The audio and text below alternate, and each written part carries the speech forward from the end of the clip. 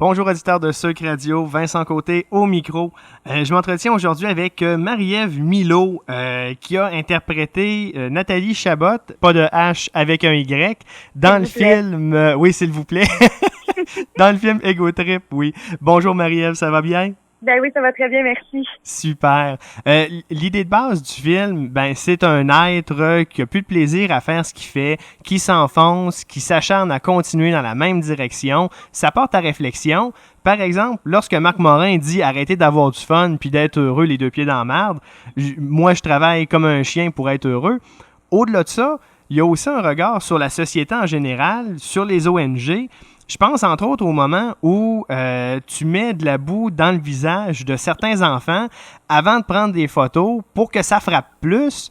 Est-ce que ce rôle t'a transformé sur le plan personnel ou dans ton jeu? C'est sûr que pour moi, c'était quasi un rôle de composition, dans la mesure où c'est un personnage avec qui je ne partage aucune valeur, ou presque, OK. dans le sens où la productivité, la performance, la carrière avant tout, c'est pas vraiment ma philosophie de vie.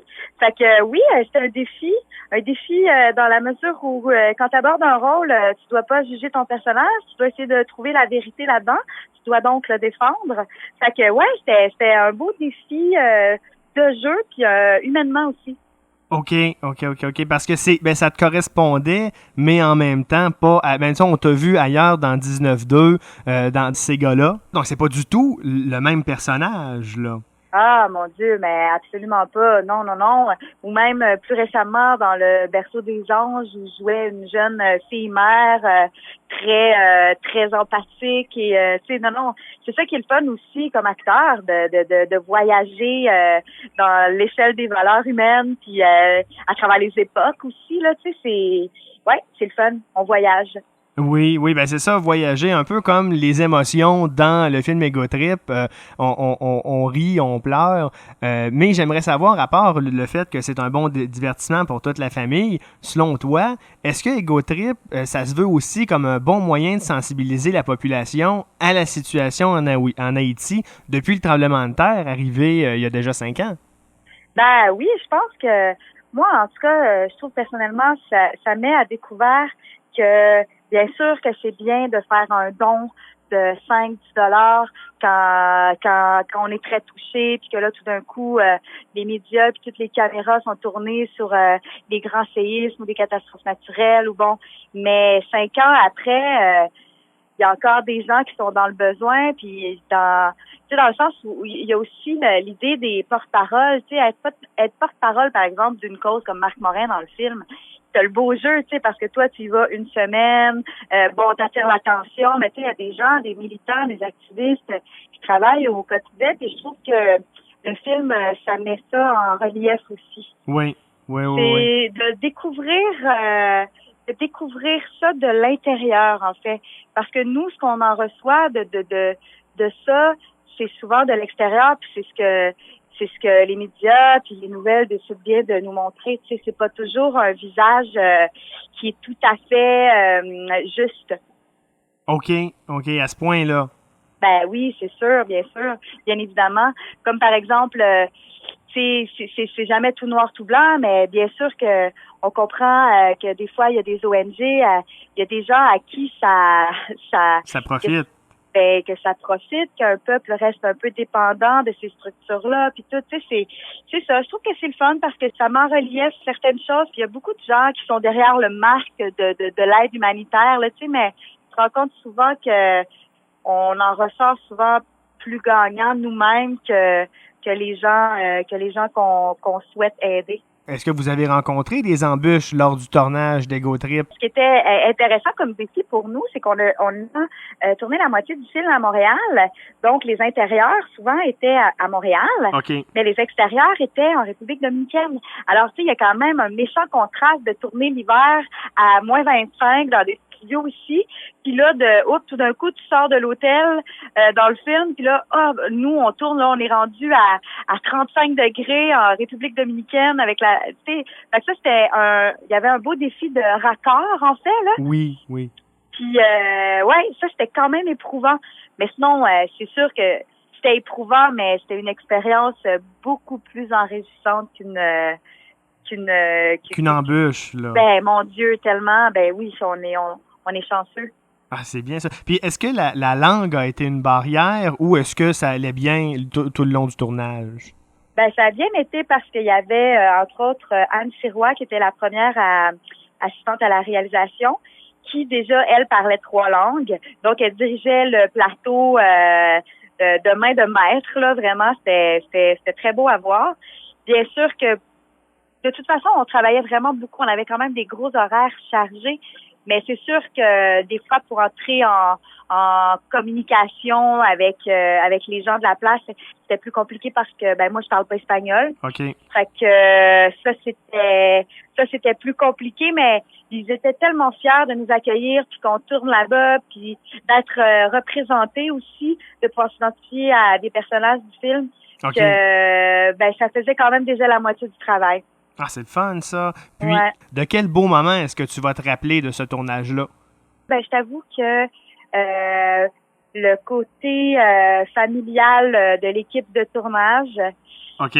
comme on était sortis de notre quotidien, tu sais, dans le sens où on n'était pas chez nous, on n'était pas dans notre ville, on n'était pas dans notre pays, fait que ça a fait en sorte que je sais pas, on a été comme quand même très proches, on a partagé des beaux moments ensemble de collègues de travail, un petit verre après la journée pour faire un débriefing, puis ça c'était très parce que des fois à Montréal ça se passe moins parce que bon t'es dans tes affaires, c'est facile d'être absorbé puis avalé par le travail, puis bon, alors que là ben on était ailleurs, fait que il y avait plus d'espace pour ça.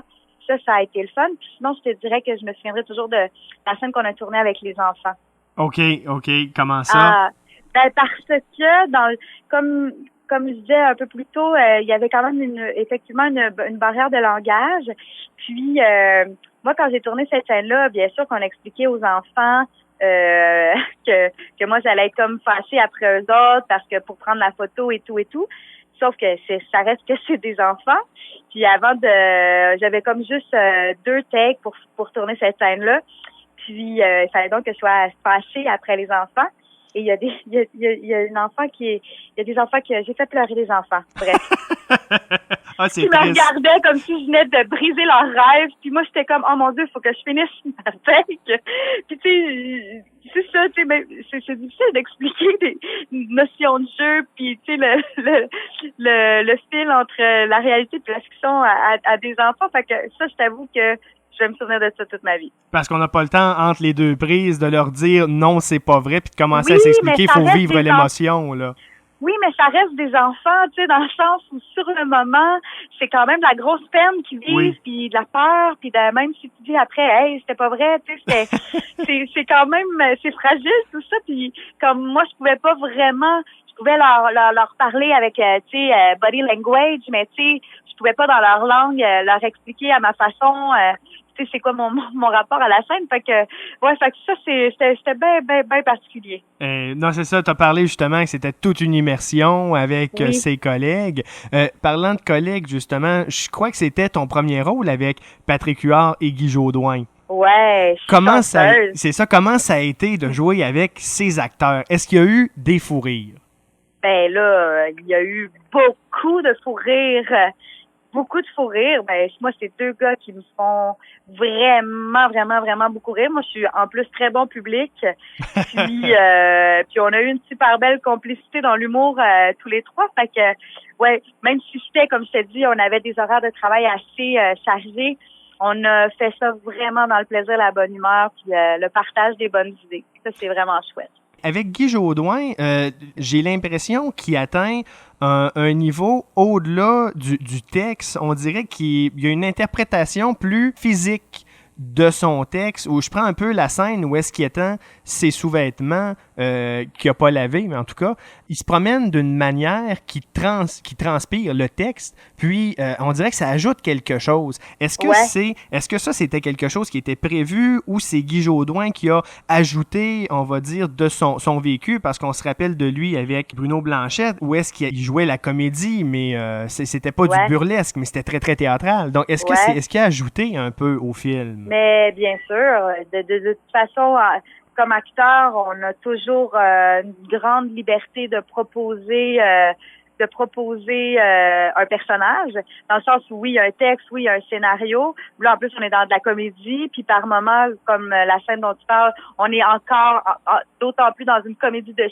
situation. Oui. Fait que rendu là, quand tu arrives dans de la comédie de situation, ben t'as quand même beaucoup d'espace pour pour proposer puis broder autour de ça. Fait que oui, c'est quelqu'un qui propose beaucoup de choses. C'est quelqu'un qui est très inspiré puis très inspirant dans la comédie. Fait que oui, il a proposé beaucoup. Puis c'est quelqu'un qui prend cette liberté-là, qui reste très à l'écoute de si c'est ça que le réalisateur veut, si c'est ça que ça, comment dire, tu sais, parce que des fois, quand tu commences à broder large, tu sais, des fois, ça peut jouer du coude. Ben, tu sais, lui, c'est jamais au détriment de ses partenaires de jeu. C'est ça, là, on tombe pas dans le cabotinage non plus. Non, là. exactement, non. C'est bon. J'aimerais savoir, Marie-Ève Milot, qu'est-ce que t'as apporté un peu au personnage de Nathalie Chabot? Ben, moi, j'avais envie de proposer quelqu'un qui, même si elle est décrite comme quelqu'un de très superficiel, qui dit des affaires qui n'ont pas de bon sens, j'avais vraiment envie d'en faire quelqu'un de fonceuse, de déterminée et de prête à tout pour remplir ses fonctions. Oui. Ça, je trouve que c'est important dans le film, puis dans l'aspect de la comment dire, la critique sociale aussi qu'il y a à l'intérieur du film. Comment on est prêt souvent à faire des choses qui n'ont pas de bon sens pour remplir ses fonctions. Et pour moi, c'était vraiment ça l'objectif puis ma quête comme actrice.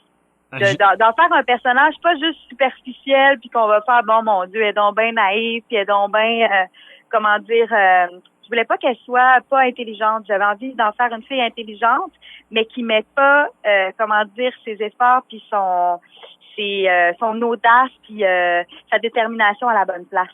Ben, t'as réussi. En terminant, Marie-Ève Milot, je te félicite pour ton rôle dans Ego Trip et je conseille à tout le monde d'aller voir le film au cinéma parce que c'est un super beau dépaysement. Puis qu'il y a un message en plus derrière ça. C'est pas juste 1h45 passée avec des explosions et tout, là. C'est touchant. Je trouve qu'on rit, on est choqué, on est surpris, on est touché. Et en bout de ligne, je trouve que le film nous laisse sur la bonne note. C'est bon.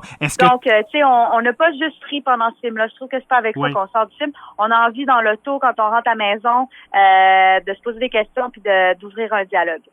Oui, ça c'est vrai, ça. Je suis bien content de ça. Puis, est-ce qu'il y a des projets pour Marie-Ève Milot cet été? Oui, je suis en tournage en ce moment pour Les Pays d'en haut. Wow! Avec comme réalisateur Sylvain Archambault. Fait que là, je suis retour en arrière en 1890 puis je colonise le nord du Québec. OK. Fait que on est ailleurs là, ouais. Bon, ben dans ce cas-là, je te souhaite un super tournage, beaucoup de belles températures puis de la pluie quand ça en prend au scénario. Bon, ben c'est génial, ça, je te remercie. Un bel été. Oui, ben toi aussi puis au plaisir.